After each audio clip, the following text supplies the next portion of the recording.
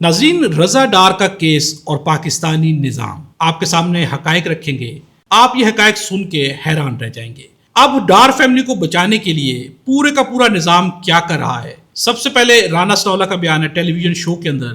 رانا ثناءاللہ کا کہنا ہے کہ متاثرہ لڑکیوں کے ساتھ انصاف کا ابتدائی مرحلہ پورا ہو گیا ہے. یعنی ان کا کہنا ہے کہ لڑکیوں کے ساتھ جو متاثرہ تھی انصاف کا پہلا مرحلہ پورا کر دیا گیا ہے. اب انصاف کا پہلا مرحلہ کیا پورا ہوا ہے آپ کے سامنے اس کی ڈیٹیلز بھی رکھتے ہیں.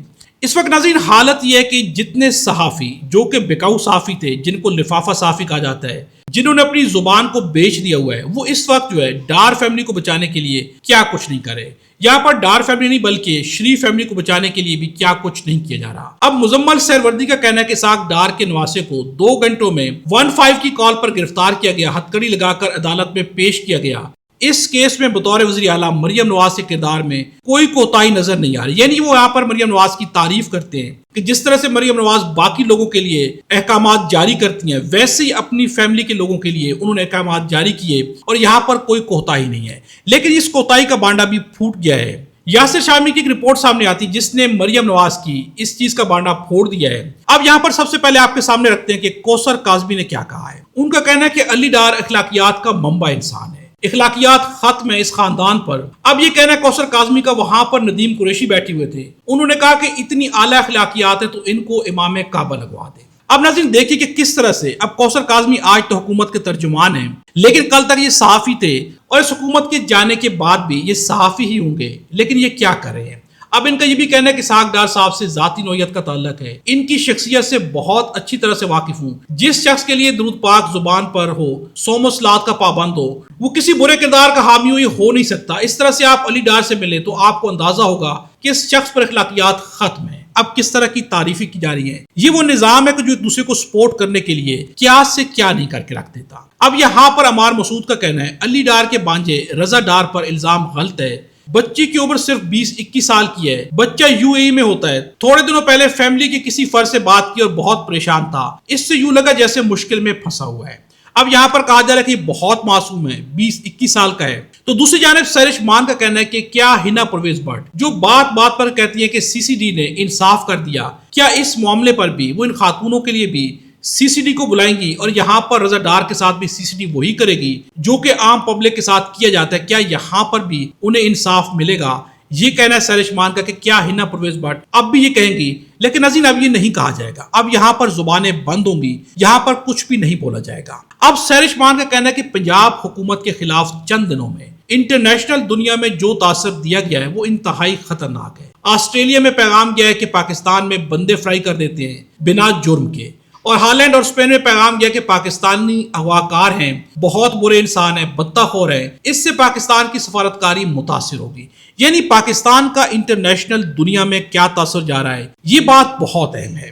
اب ڈار فیملی کو بچانے والے صحافیوں یا باقی لوگوں نے سوچنا چاہیے کہ کیا وہ ریاست کے کردار کو کس طرح سے پیش کر رہے ہیں. اب یہاں پر جو مریم نواز کے بارے میں کہا گیا کہ 2 گھنٹے میں غیر ملکی خواتین کو بازیاب کرانے اور ملزمان کو گرفتار کرنے کا پولیس اور صحافیوں کا دعویٰ وہ جھوٹ نکلا ہے. اب یہاں پر ایک جانب دعویٰ کیا گیا کہ پولیس نے بازیاب کرایا خواتین کو، جس کے بعد یاسر شامی کی ایک رپورٹ سامنے آتی ہے. انہوں نے CCTV فوٹیج نکال کے ثابت کر دیا کہ خواتین کو جس گاڑی میں لے کر جایا جا رہا تھا اس گاڑی کا ایکسیڈنٹ ہوتا ہے، جس کے بعد گاڑی رک جاتی ہے، خواتین خود گاڑی سے نکل کے بھاگتی ہیں اور اس کے بعد جو وہ تھانے پہنچتی ہیں.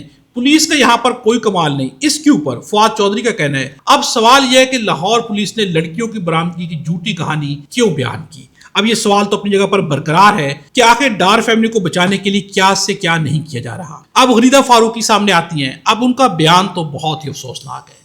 اب غریدہ فاروقی کا کہنا ہے کہ مبینہ طور پر اسحاق ڈار صاحب کی صاحبزادی عائشہ ڈار کے بیٹے رضا ڈار، جن پر لاہور غیر ملکی لڑکیوں سے پیسے لینے والا کیس کا الزام ہے، کچھ اطلاعات کے مطابق لڑکیاں روانگی سے قبل راضی نامہ کر کے گئیں جو غالباً تحریری اور ویڈیو کے طور پر بھی موجود ہے. اب یہاں پر بات کھل گئی ہے ناظرین کہ ان لڑکیوں سے راضی نامہ بھی لکھوا لیا گیا ہے جو کہ تحریری شکل پر بھی موجود ہے اور ویڈیو کے طور پر بھی ان سے بیانات ریکارڈ کروا لیے گئے ہیں تاکہ کیس کو مکمل طور پر ختم کر دیا جائے. دوسری جانب یہ بات بھی کھل کر سامنے آ گئی ہے کہ پولیس نے کسی گھر پر چھاپا مار کر غیر ملکی لڑکیاں بازیاب نہیں کروائیں، بلکہ لڑکیوں کو لاہور ایئرپورٹ کا کہہ کر کسی اور روٹ پر گاڑی میں لے جایا جا رہا تھا. راستے میں ایک اور گاڑی سے ٹکر ہو گئی اور اس موقع کا فائدہ اٹھا کر لڑکیاں گاڑی میں سے کود گئی اور فلٹر ہاؤس پر پولیس کے حوالے میں آئیں. 165 کا بیان بھی یہی یہی بتاتا ہے۔ اب ناظرین یہاں پر اگر دیکھا جائے تو ڈار فیملی کو بچانے کے لیے کیا سے کیا بیانات نہیں دیے جا رہے۔ اب ان لوگوں کو معلوم ہے کہ یہ جو بھی کریں، چاہے ڈار فیملی ہو، شریف فیملی ہو، یہ جانتے ہیں کہ جو حالات پاکستان کے اندر ان لوگوں نے کر دیے ہیں، آئین اور قانون کا جو بیڑا غرق کر دیا ہے، سی سی ڈی کے ذریعے جو کام لیے جا رہے ہیں، اس کے بعد مریم نواز کا اپنا بیان، یہ جانتے ہیں کہ کل مستقبل ان کے لیے بہت بھیانک ہوگا۔ اب مریم نواز نے اپنے منہ سے کیا کہا ہے؟ مریم نواز کا کہنا ہے کہ آپ کا کیا خیال ہے کہ مجھے اس چیز کا احساس نہیں کہ کل اس چیز کے میرے پہ کیا اثرات ہو سکتے ہیں، میں انجانے میں یہ سب کچھ نہیں کر رہی، مجھے پتا ہے کہ کل سے کیا نتائج ہو سکتے ہیں، لیکن میں یہ سب جانتے بوجھتے کر رہی ہوں۔ یعنی مریم نواز جانتی ہیں کہ انہوں نے سی سی ڈی کا یہاں پر نام نہیں لیا، لیکن جو کچھ کروایا جا رہا ہے مریم نواز جانتی بھی اور مانتی بھی ہیں کہ کل جو ہے مجھے اس کا جواب دہ ہونا پڑے گا اور یہ بہت برا ہو جائے گا، لیکن آج اپنے اقتدار کو طول دینے کے لیے، اپنے آپ کو بچانے کے لیے یہ سب کچھ کیا جا رہا ہے۔ یعنی یہ لوگ جانتے ہیں کہ نظام کے اندر کس قدر زیادہ نظام کا بیڑا غرق کر کے رکھ دیا گیا ہے، لیکن اپنے مفادات کے لیے انہیں کوئی پرواہ نہیں، نظام ریاست ڈوب جائے، ان کے مفادات پورے ہونے چاہیے۔